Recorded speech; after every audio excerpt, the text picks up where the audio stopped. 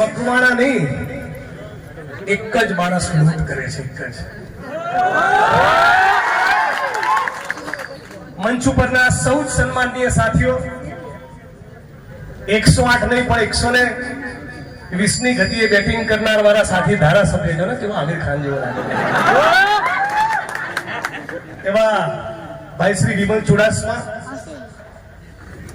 ગીર સોમનાથ કોંગ્રેસના પ્રમુખ શ્રી ભાઈ શ્રી ભારતભાઈ, જેમણે આખા સૌરાષ્ટ્રમાં રંગ રાખ્યો એવા હીરાભાઈ જોટવા, કિસાન કોંગ્રેસના મારા લડાકુ સાથી પાલભાઈ આંબલિયા, અને જેમના ભાષણ વિશે એક જ વાક્ય કહેવું પડે, કાંઈ નો ઘટે એવા લાલજીભાઈ દેસાઈ, મંચ પર પૂર્ણ કાંડના પીડિત બાલુભાઈ, ઓડિયન્સમાં બેઠેલા એમના દીકરા વશરામભાઈ, અને આપ સૌ સમગ્ર કોડીનાર અને ગીર સોમનાથના જુદા જુદા વિસ્તારમાંથી આવેલા યુવાન મિત્રો, વડીલો, આગેવાનો, મારી બહેનો, માતાઓ અને સર્વ સમાજના લોકો, પોલીસના મિત્રો, મીડિયાના મિત્રો અને ગુપ્તચર વિભાગના સાથીઓ, તમે પણ આ બધાનું સ્વાગત કરું છું.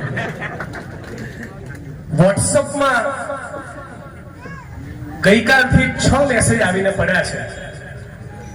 મેસેજ નંબર 1, આ બધું જ ગીર સોમનાથ કલેક્ટર તંત્ર માટેનું લેસન છે. આ લેસન મને કોઈકે મોકલી આપ્યું છે. મેસેજ નંબર 1, તાલાલા તાલુકાના ઉમરેઠીમાં આવેલ સિંચાઈ વિભાગ ડેમમાંથી રિયોન અને જીએસએલ કંપનીને પાણી આપવામાં આવે છે. પાણી પેઠે 750 કરોડ રૂપિયાની રકમ કલેક્ટર તંત્રએ એમની પાસેથી ઉઘરાવવાની બાકી છે. તંત્રમાં પાણી નહીં હોવાના કારણે આ ઉઘરાણી કરતા નથી.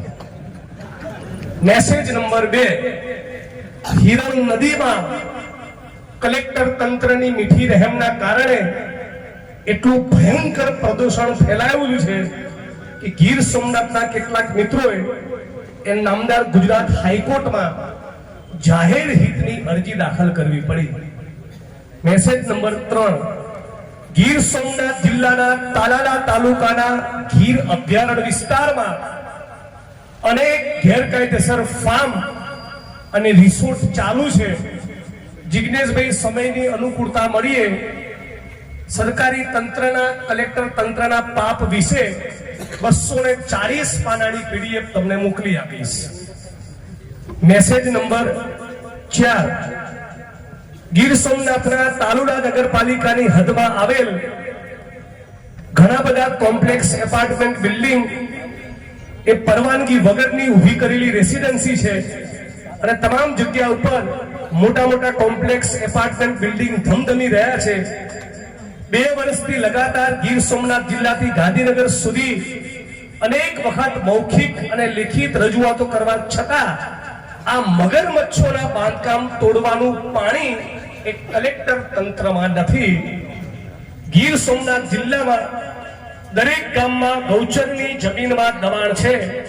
ઘણા ગામોમાંથી ગૌચરમાં થયેલ દબાણો ખાલી કરાવવા માટે અનેક લેખોએ રજૂઆત ગીર સોમનાથ જિલ્લા કલેક્ટરને કરેલ છે, પરંતુ આજ દિન સુધી ખાલી કરવામાં આવતી નથી. અને સૂત્રાપાડા તાલુકાના લોઢવા અને પાદરુકા ગામમાંથી ગૌચરની જમીન ખાલી કરીને જીએસસીએલ કંપનીને 500 વીઘા જમીન આપી દેવામાં આવી છે. કલેક્ટર તંત્રમાં પાણી હોય તો આ પણ ખુલ્લું કરીને બતાવે. અને મેસેજ નંબર 6, ગીર સોમનાથ જિલ્લામાં ચાલતી ઘણી બધી કંપનીઓ લાઇમસ્ટોનની લીજોમાંથી ખનીજ કાઢી રહ્યા છે. ગીર સોમનાથ કલેક્ટર તંત્રમાં તાકાત હોય, એમનામાં પાણી હોય તો આ ઇકો સેન્સિટિવ ઝોન, અભયારણ્ય અને સમગ્ર વિસ્તારમાં ચાલતી આ ગેરકાયદેસર ખાણ ખનીજ બંધ કરીને બતાવે. એટલું જ કહેવા માટે પાલભાઈ, લાલજીભાઈ હું આવ્યા છીએ કે ગીર સોમનાથ અને ગુજરાત એ ગીર સોમનાથની અને ગુજરાતની જનતાનું છે. કલેક્ટર તારા બાપની પેઢી નથી. અને તારા જેવી કંઈક 1400 ને સીધી કરવા જ અમારો જન્મ થયેલો છે. અને આ પાલ આંબલિયા, લાલજીભાઈ અને જિગ્નેશભાઈ એ ગીર સોમનાથની માટીની સોગંદ ખાય છે કે મારામાં પ્રાણ રહ્યા ત્યાં સુધી આ વિસ્તારની અંદર જેણે પણ મહેશ મકવાણાનો વાળ વાગો કર્યો, ભૂરાભાઈનો વાળ વાગો કર્યો, અને જેમણે પણ ખેડૂતોને બરબાદ કર્યા છે, તમારી છઠ્ઠીનું ધાવણ યાદ ના કરાવું ને, મારું નામ પણ જિગ્નેશ મેવાણી. એ શેની તમને ચરબી ચડી છે? શેનો ફાટવા ચડ્યો છે? હે કલેક્ટર તંત્ર એટલે કઈ મોટી તોપ છો? ધારાસભ્ય હોય, સંસદ સભ્ય હોય, કેબિનેટ મિનિસ્ટર હોય, આઈએસ હોય કે આઈપીએસ હોય, બધા જનતાથી મોટું કોઈ નથી. એ વાત આપણે જનતાએ સમજી લેવી પડશે. આ છે 6 મેસેજ જે મને પહોંચ્યા, જેનું મેં પઠન કર્યું, અને આરજી યરામભાઈ એસ સોલંકી એ પાલભાઈએ વાંચી. કલેક્ટર તંત્રમાં પાણી હોય તો ચાલો કોડીનારની બજારમાં વિમલ ચુડાસમા અને જિગ્નેશ મેવાણી તમારી જોડે આવશે. તાકાત હોય તો ગેરકાયદેસર બાંધકામ દૂર કરીને બતાવો. તાકાત હોય તમારામાં તો ગેરકાયદેસર ખનનના કામ બંધ કરીને બતાવો. ભગાભાઈના પોતાના ગામ બાદલપરાની અંદર મશીનો પહોંચ્યા તંત્રના, અને પછી તપાસ કરતા, માપણી કરતા ખબર પડી કાં તો પાકા અને સાચા મકાનો છે, અને પછી એ મશીનો પાછા ગયા. સાથીઓ, હું આજે ભાષણ કરીને જતો રહીશ. પાલભાઈ, લાલજીભાઈ બધા મિત્રો જતા રહેશું. અહીંના કલેક્ટર, એસપી બધા બદલાશે, પણ ગીર સોમનાથ અને કોડીનારનો ઇતિહાસ લખાશે ને તો એમાં ભૂરાભાઈ અને મહેશ મકવાણાનું નામ લખાશે.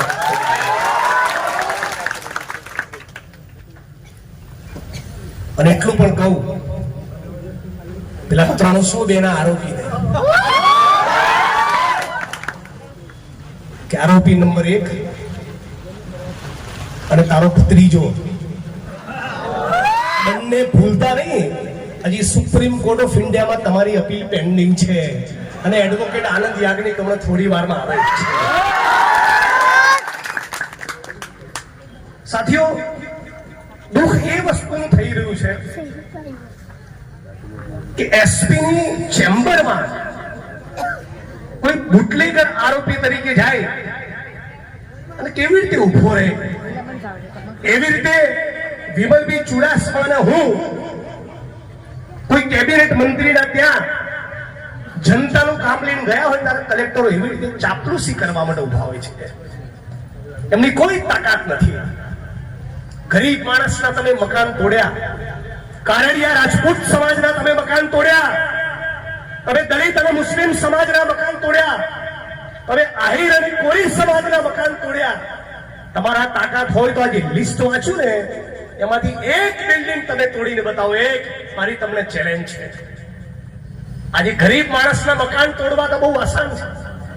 અગ્નિકાંડમાં નાની માછલીની ધરપકડ કરવી એ બહુ આસાન છે, પણ ભડવીર તો એને કહેવાય કે કોઈ કેબિનેટ મિનિસ્ટરના દીકરાનું ગેરકાયદેસર મકાન હોય અને એની પર બુલડોઝર તોડે, એની પર બુલડોઝર ફેરવે, તો હું ગીર સોમનાથની ધરતીમાંથી કલેક્ટર અને એસપી ને હું સલામ કરું કે વાહ દોસ્ત, વાહ, તારામાં પાણી છે. આજે આખા વિસ્તારમાં એક જ માણસનો આતંક, અને આખી ગીર સોમનાથની પબ્લિકને માણસ નચાડે. આપણે બધા માણસોએ જાગવું પડશે. આજે લાલજીભાઈ કીધું પ્રમાણે આજે મેં બરાબર આક્રમક વાત કરીને તમે તાળીઓ પાડો એના માટે નથી આવ્યા. તમે લોકો એ વાતનો સંકલ્પ કરો, તમે લોકો એ વાતની ગાંઠ વાળો કે આખા ગીર સોમનાથની અંદર, જુનાગઢની અંદર એક પણ માણસ ભારતીય જનતા પાર્ટીનો સરપંચ પણ ચૂંટાવો ના જોઈએ. આવો તમે જે દિવસે સંકલ્પ કરશો એ દિવસે તમારો વિજય થશે. આ સાથીઓ, આખો દિવસ નરેન્દ્ર મોદી, આરએસએસ, ભારતીય જનતા પાર્ટીના લોકો એ ફક્ત ધર્મની રાજનીતિ કરે. ચૂંટણીના 4.5 વર્ષ હોય ત્યારે વિકાસની વાત કરે, અને જેવી ચૂંટણી આવે મંગલસૂત્ર કોંગ્રેસ વાળા ભેંસ લઈ જશે, મટન, આવી વાતોમાં સમાજને હિન્દુ મુસલમાનમાં વિભાજિત કર્યો. હવે ગુજરાતમાંથી એક નવી ક્રાંતિની શરૂઆત થવી જોઈએ. આખું ગુજરાત બેઠું થવું જોઈએ, આખું ગુજરાત જાગવું જોઈએ અને ભારતીય જનતા પાર્ટીની એક સાથે ચોકડી મારવું જોઈએ. તમે બધા ભાઈઓ છીએ. અયોધ્યાના લોકો જાગી ગયા, ત્યાંથી પણ ભારતીય જનતા પાર્ટીના ભૂકા કાઢી મૂક્યા. ત્યાંથી કે ચલ ફૂટ, કેદારનાથમાંથી પણ, અયોધ્યામાંથી પણ આ ગુજરાતની જનતાએ ખોખારો ખાઈને કહેવાની જરૂર છે કે રોટી, કપડા, મકાન, શિક્ષણ, આરોગ્ય અને રોજગાર એ સાચા મુદ્દા છે, મંદિર અને મસ્જિદ નહીં. મહેશ મકવાણા એ ગેરકાયદેસર ખનનની વિરુદ્ધમાં માણસ લખતો હોય, સર્વ સમાજના લોકોનો અવાજ બનતો હોય. મહેશ મકવાણાને આહિર સમાજ પણ ચાહે, કારડિયા રાજપૂત પણ પસંદ કરે, દલિત અને મુસ્લિમ સમાજનો પણ લાડકો, ભૂરાભાઈનો જીગરી, આ સર્વ સમાજ માટે કામ કરનારો માણસ, અને એ પર તમે લૂંટની કલમ લગાડો છો. બુટલેગરોની ચાપલુસી કરવાની, ગેરકાયદેસર ખનન કરનારા લોકોની ચાપલુસી કરવાની, અને મહેશ મકવાણા પર તમે લૂંટ લગાડો છો. આ લૂંટ કર્યો માણસ છે. પોલીસના મિત્રોને કહેવા માંગુ છું, તમારો પોતાનો આત્મા શું કહે છે? તમે જે દિવસે નિવૃત્ત થશો એ દિવસે તમે અરીસા આગળ ઉભા છો તો તમને તમારો આત્મા શું જવાબ આપશે? તમારામાં તાકાત હોય તો સત્તાધારી પાર્ટીના કોઈ ધારાસભ્ય ઉપર તમે ગુનો દાખલ કરો. તમારામાં પાણી હોય તો સત્તાધારી પાર્ટીના કોઈ સાંસદ, સભ્ય કે મંત્રીની ઉપર તમે ગુનો દાખલ કરો. તો હું માનું કે તમારી છાતી છે. વિરોધ પક્ષ, એમાં અમારા 12 MLA અને જે માણસ ચૂંટણી હાર્યો એની પર તમે લૂંટની કલમ લગાડી. શું મોટી થાળ મારી? થાળ તો તમે એ દિવસે મારી કહેવાય કે ગીરના અભયારણ્યની આજુબાજુમાં જે રિસોર્ટ છે ને કરોડોના, એમાંથી એક તમે તોડીને બતાવો જે ગેરકાયદેસર રીતે ચાલે છે, તો તમે થાળ મારી કહેવાય. આજે આટલી મોટી સંખ્યામાં આપ સૌ ઉપસ્થિત છો. લાંબુ ભાષણ કરવાની જરૂર નથી, તમે સૌ સમજદાર છો. પણ તમે બધા ગાંઠ મારો, તમે બધા સંકલ્પ કરો કે નગરપાલિકાની ચૂંટણી આવે, વિધાનસભાની ચૂંટણી આવે અને સંસદની ચૂંટણી આવે ત્યારે કોઈ શક્તિ તમને ખરીદી શકવી ના જોઈએ. આપણો એક માણસ એ ચપટી ચવાણામાં વેચાવો ના જોઈએ. આપણો એક પણ વ્યક્તિ એ પૈસાથી બીજી કોઈ લાલચમાં ના આવવો જોઈએ. આજે ભાઈ વિમલભાઈએ વાત કરી, મીઠાઈના ડબ્બા કલેક્ટર તંત્ર સુધી પહોંચે છે, ડેપ્યુટી કલેક્ટર સુધી પહોંચે છે. બધું જ અમારા મનમાં છે. અહીંયા જિલ્લા કલેક્ટર તંત્રમાં કોણે કોણે દાદાગીરી કરી, કોના મકાનો પાડ્યા, કોની હોટલો તોડી, કોની દુકાન તોડી, પશુઓના ઢાળિયા તમે રહેવા નથી દીધા. તમારી દાદાગીરી તો વિચારો. એટલે હે ગીર સોમનાથ ને કોડીનારની જનતા, હે બધા યુવાન મિત્રો, તાકાત તમારી છે. વિમલભાઈને અમારી કોઈ તાકાત નથી. તમે છો તો વિમલભાઈ ધારાસભ્ય છે, તમે છો તો જિગ્નેશભાઈ ધારાસભ્ય છે, તમે છો તો હીરાભાઈ કાલુડીની ચૂંટણી જીતવાના. જનતાથી મોટું કોઈ નથી. અને એટલા માટે તમે અમારી ઉપરની તમારી પોતાની શક્તિ, તમારી પોતાની તાકાતને તમે ઓળખો. આખો ગીર સોમનાથ જિલ્લો એક થઈ જાય, 20,000 લોકોની રેલી કરો, એક યાત્રા કરો. કોઈ મોટા નેતાને બોલાવવાની જરૂર નથી, તમે બધા જ નેતા છો. તો હું નથી માનતો તમારા ઘરનો કાંકરો પણ કોઈ ખેરવી શકે. એ સંકલ્પ તમારે કરવાનો છે. અમે તો છીએ તમારી જોડે. તમારા માટે મીડિયામાં બાઇટ પણ આપીશું, તમારા માટે પત્ર પણ લખીશું, તમારા માટે અનશન કરવું હશે તો અનશન પણ કરીશું. પણ મૂળ લડાઈ તમારે લડવાની છે. અમે તમારે ટેકેદાર છીએ, તમારા સાથ આપનારા તમારા ભાઈઓ છીએ, તમારા સમર્થક છીએ. પણ મૂળ અસલી લડાઈ એ તમારે બધાએ લડવાની છે. અને આપણે 2027ની ચૂંટણીમાં નવી સરકાર બનવાની છે. તૈયાર થઈ જજો. કાઢો આખા ગીર સોમનાથમાં જેટલું પણ ગેરકાયદેસર ખનન થાય, જ્યાં પણ ડ્રગ્સ મળતું હોય એની યાદી મને પહોંચાડો ત્યારથી. જ્યાં પણ દારૂના જુગારના અડ્ડા ચાલતા હોય એનો લિસ્ટ બનાવવાનું શરૂ કરો. અમને પરસો પાડવાનું ચાલુ કરી દઈએ. ના શું પડે, આ રાડ પાડી જવા જોઈએ તમારાથી, ખાલી નેતાઓના લીધે નહીં. તમારી પોતાની શક્તિને નહીં ઓળખો તો કોઈ નેતા તમને નહીં બચાવે. તમે જ નેતા છો, તમે જનતા જનાર્દન છો. નેતાથી મોટું કોઈ નથી. આખા ગીર સોમનાથનો કારડિયા રાજપૂત, આખા ગીર સોમનાથનો આહિર સમાજ, આખા ગીર સોમનાથનો દલિત મુસ્લિમ કોળી પટેલ માલધારી આ તમે બધા એક થઈ જાઓ, ઓલા કલેક્ટર ફલેક્ટરના ચણા મમરાઈ ના આવે. એટલે શક્તિ તમારી ઓળખો. આટલા બધા મુદ્દા કેમ કલેક્ટર તંત્રની તાકાત નથી અમે એક કામ કરવાની? મને એક મિત્રએ કહ્યું એટલા માટે જિગ્નેશભાઈ તાકાત નથી કે થોડા દિવસ પહેલા ભારતીય જનતા પાર્ટીના એક મંત્રીના પુત્ર એ રાશનના કૌભાંડમાં પકડાયા અને એમાં કલેક્ટર તંત્રે 85 લાખનો તોડ કર્યો છે. પછી તમારામાં શું ઓકાત હોય? 85 લાખ રૂપિયાનો તોડ એ રાશનના કૌભાંડને દબાવવા માટે કર્યો છે. નિયમિત તમે ગેરકાયદેસર ચાલતા ખાણ ખનીજના અડ્ડામાંથી લાખોની કરોડોની તમે નોટ બનાવતા હોય.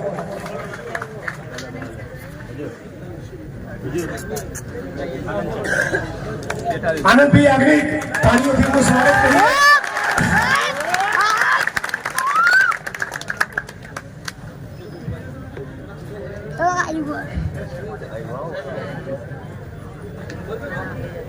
આનંદ માટે જબરદસ્ત તાળીઓનો આવકાર થઈ જાય. આપણા માટે આનંદનો વિષય છે કે આનંદ આપણે જોડે. આનંદભાઈ તમારી ગેરહાજરીમાં તમે તમને યાદ કરેલા અને પેલા દિનિયાને યાદ કરાયું અને યાદ એ કરાયું કે તું અને તારો ભત્રીજો ભૂલતા નહીં, હજી સુપ્રીમ કોર્ટમાં અપીલ પેન્ડિંગ છે. 300 ડેરા આરોપી.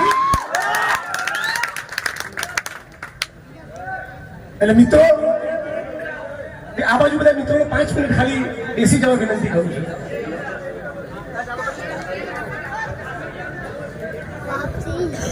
જિગ્નેશભાઈ, અમે તળપદી ભાષામાં દીનુને પપ્પી કહીએ છીએ. અમે તળપદી ભાષામાં દીનુને કહીએ છીએ પપ્પી. અને હજી સુપ્રીમ કોર્ટે એને આપે સાચું કહ્યું, પપ્પી કરવાની બાકી છે. આ બાજુ મિત્રોને 5 મિનિટ ખાલી બેસી જવા વિનંતી કરું. ખાલી 5 મિનિટ માટે.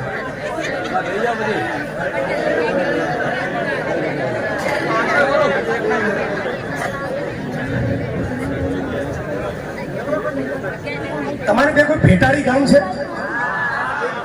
હાલ આ પેલા 6 વોટ્સઅપના મેસેજ વાંચ્યા અને મારી વાણીને વિરામ આપતો તેની પહેલા આ 7મો વોટ્સઅપમાં મેસેજ આવ્યો કે ભેટારી ગામમાં ગુજરાત કેમિકલ્સ નામની કંપનીને 400 વીઘા ગૌચર એક મંત્રીના ઈશારે એક કલેક્ટર તંત્રે પધરાવી દીધું છે.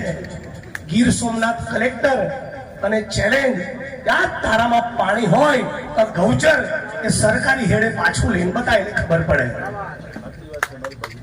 સાથીઓ, ગરીબ માણસના જે મકાનો તોડ્યા ને, ગુસ્સો એના માટે છે. મહેશ મકવાણા માટે તમે લૂંટની કલમ લગાડી 5000 વોટ પ્લસ થઈ ગયા. નેતાઓ જેલમાં જાય ને એ તો અમારા માટે પ્રસાદી કહેવાય. મારી આ વખતે વડગામમાં સીટ થોડી જોખમમાં મુકાઈ ગઈ. હું ખૂબ હૃદયપૂર્વકનો આભાર માનું છું આસામની પોલીસનો. 2500 કિલોમીટર દૂર મારી સામે એફઆઈઆર કરી હજારો બોમ્બ ટાઈટ થઈ ગયા. મારા વડગામના લોકો 5000 વોટે જીતી ગયો. પુષ્પાબેન ચિંતા ના કરતા હો, તમારા ઘરે મચ્છી બી ખાઈશ ને ઝીંગા બી ખાઈશ. અને મહેશભાઈના 5000 વોટ આજે પાકા થઈ ગયા. પણ જતા જતા એટલું કહેતો જઉં છું, વ્યક્તિગત અમારી કોઈની સામે દુશ્મની નથી. સર્વ સમાજના લોકો એ વોટ આપી ત્યારે જ કોઈ માણસ સંસદ સભ્ય, ધારાસભ્ય કે તાલુકા જિલ્લા પંચાયતનો પ્રમુખ બનતો હોય છે. અને એ જ પ્રમાણે ધારાસભ્ય, સંસદ સભ્યની જવાબદારી એ સર્વ સમાજના લોકોને ચાહવાની છે. 2017ની ચૂંટણીમાં મારા વિધાનસભા વડગામમાં જે ભારતીય જનતા પાર્ટીના ઉમેદવારને મેં ચૂંટણીમાં હરાયા, એના માણસો ચૂંટણી દરમિયાન મને હરાવવાની કોશિશ તો કરી હશે કે નહીં કરી હોય? મારી વિરુદ્ધ મતદાન કરાવ્યું હશે, મને ચૂંટણીમાં પાડવાની કોશિશ કરી હશે. પણ એકવાર હું ચૂંટણી જીતી જાઉં અને પછી ધારાસભ્ય ખાલી મને મત આપનારા લોકોનો નથી રહેતો, સમગ્ર વડગામનો ધારાસભ્ય બનું છું. આજે આ વિસ્તારની અંદર રાજકીય કિન્નાખોરી રાખી તમે ગરીબ માણસોની હોટલોને તોડો, લારી ગલ્લાવાળા, પાથરણાવાળા, રેંકડીવાળા ગરીબ માણસોને એની રોજીરોટીથી વંચિત રાખો, કોઈના ઘરના વરંડા ડેલા તોડી નાખો, પશુઓ માટેના ઢાળિયા તોડી નાખો. તમે જે દિવસે મોટી ઉંમરના થશો ને જીવનમાં મેં શું કર્યું એનો વિચાર કરશો ને અધિકારીઓ, નેતાઓ, ત્યારે તમારો આત્મા તમને બહુ ગુસ્સે. દરેક માણસનો આત્મા જાણતો હોય છે કે હું સાચું કરું છું, ખોટું કરું છું. એટલે એ ઘણા બધા પોલીસના બધા નાના કર્મચારી મિત્રો છે, કોન્સ્ટેબલો છે, હેડ કોન્સ્ટેબલ, PSI વગેરે અધિકારીઓ છે, એમને ખાસ કહેવા માંગુ છું કે તમારા IPS અધિકારીઓ એક નંબરના ચાપલુસ છે. તમે ખાલી એમના જેવા ના થતા. મેં ગુજરાતમાં મારો અનુભવ છે, કારકુનમાં જેટલો દમ હોય ને એ ગુજરાતના એક કલેક્ટરમાં જોયું નથી. બધા જ કમલમમાં જઈને ચાપલુસી કરતા હોય છે. એટલે તમને બધા મિત્રોને ખાસ કહેવા માંગુ છું કે તમારા સાહેબોના આદેશના પગલે કોઈ દિવસ કદાચ દબાણ હટાવવાનું આવે તો લારી ગલ્લાવાળા જોડે, પાથરણાવાળા જોડે, રેંકડીવાળા જોડે, રિક્ષાવાળા જોડે ગાળ દઈને વાત ના કરો. કેમ કે તમે લોકરક્ષકો અને પોલીસના કોન્સ્ટેબલો જ્યારે હડતાલ કરો છો, તમે જ્યારે ગાંધીનગરમાં રેલીમાં બેઠા હો છો, ત્યારે અમે તમારા માટે અનશનમાંને બેસતા હોઈએ છીએ. એટલે તમે પણ જ્યારે મ્યુનિસિપલ તંત્ર કે SP કે કલેક્ટરના કહેવાથી કોઈનું દબાણ દૂર કરવા જાઓ તો તમારી અંદર લાગણી એવી હોવી જોઈએ કે ભાઈ મજબૂરીના કારણે હટાવવું પડે છે, બાકી દિલ મારું માનતું નથી. ગાળ દઈને કોઈની જોડે વાત ના કરતા. તો આપણી આશા વર્કર બહેનો હોય, આંગણવાડીની બહેનો હોય, GISFના જવાન હોય, સફાઈ કામદાર હોય, મલ્ટીપર્પઝ હેલ્થ વર્કર હોય, હોમગાર્ડના મિત્રો હોય, લોકરક્ષકો હોય, પોલીસના મિત્રો હોય, બેરોજગાર યુવાનો હોય, દલિત, આદિવાસી, OBC, મુસ્લિમ, આ ગરીબ વંચિત વર્ગો હોય, ખેડૂતો, ખેતમજૂરો, માલધારીઓ અને પશુપાલકો હોય, બધા લોકોની તાકાતનો સરવાળો થાય તો 2027માં આ ઝૂલવીઓના શાસન અંત આવશે. એ વાત નક્કી છે. ગુજરાતમાં અને દેશમાં ધીરે ધીરે એક નવા પરિવર્તનની, નવી ક્રાંતિની શરૂઆત થઈ ચૂકી છે. અત્યારે આ લોકો જે ધંધા કરી રહ્યા છે, જે લૂંટની કલમ લગાવી ગરીબ માણસોના મકાન તોડ્યા, પેલું કહેવાય ને વિનાશ કાળે વિપરીત બુદ્ધિ, એમનો વિનાશ કાળ આવી ગયો છે. એટલે વિપરીત બુદ્ધિ સૂજી રહી છે. આપ સૌ તમારી એકતા એને મજબૂત રાખજો, સર્વ સમાજની એકતાને મજબૂત રાખજો. હિન્દુ, મુસ્લિમ આ લોકો કરવાની લાખ કોશિશ કરે, કોઈ દિવસ તમે એમના ચાડે ચડતા નહીં.